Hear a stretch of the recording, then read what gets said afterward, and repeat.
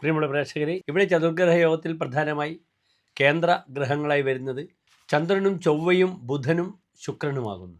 ഈ 4 ഗ്രഹങ്ങളുടെ യോഗത്തിൽ ജനിക്കുന്ന വ്യക്തിയുടെ സ്വഭാവ സവിശേഷതകളാണ് ഇവിടെ നാം ചർച്ച ചെയ്യുന്നത്.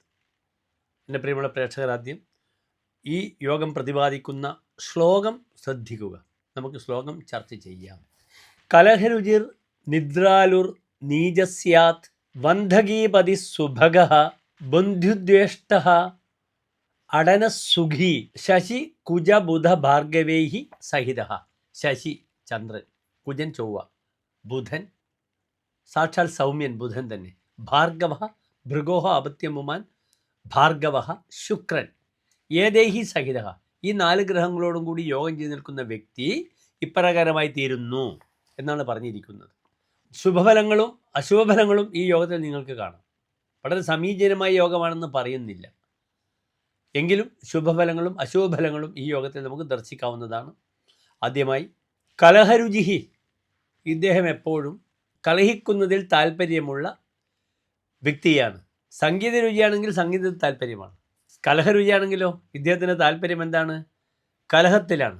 ശരിക്കും ബുധനും ശുക്രനുമൊക്കെ യോഗം വരുമ്പോൾ വലിയ സംഗീതജ്ഞനാവണം, പക്ഷെ അതിവിടെ ആചാര്യൻ പറഞ്ഞിട്ടില്ല. ഇദ്ദേഹം വലിയ കലഹപ്രിയനാണ്, അതിൽ സന്തോഷം കണ്ടെത്തുന്നു. ഭിന്നരുചിർ ലോകാഹ എന്നാണ്. ജനങ്ങൾ പല അഭിരുചിക്കാരാണ്.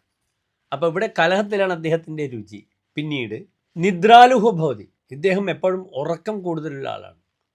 പിന്നീട് ഇദ്ദേഹം നീജഹ ഭവതി, എപ്പോഴും അനുചിതമായ കാര്യങ്ങളും കർമ്മങ്ങളും ചെയ്യുന്നതിൽ വളരെ താല്പര്യങ്ങളാണ്. നീചന്മാരുടെ ആചാരത്തിലുള്ള താല്പര്യം, അല്ലെങ്കിൽ നീച ആചാരങ്ങളോടുള്ള താല്പര്യം. സുഭഗഃ, നല്ല സൗഭാഗ്യത്തോടു കൂടി ജീവിക്കും.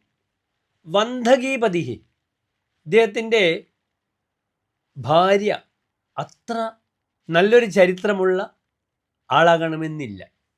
വന്ധകീപതി, കുചരിത്രയുക്തയായ സ്ത്രീയുടെ ഭർത്താവായി തീരുമെന്നാണ്.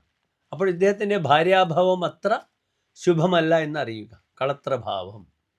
പിന്നീട് ബന്ധുദ്വേഷ്ട, ഇദ്ദേഹം എപ്പോഴും ബന്ധുക്കൾ ഇദ്ദേഹത്തെ വളരെയധികം വെറുക്കും, ബന്ധുക്കളാൽ വെറുക്കപ്പെടുന്നവനായി തീരുന്നു.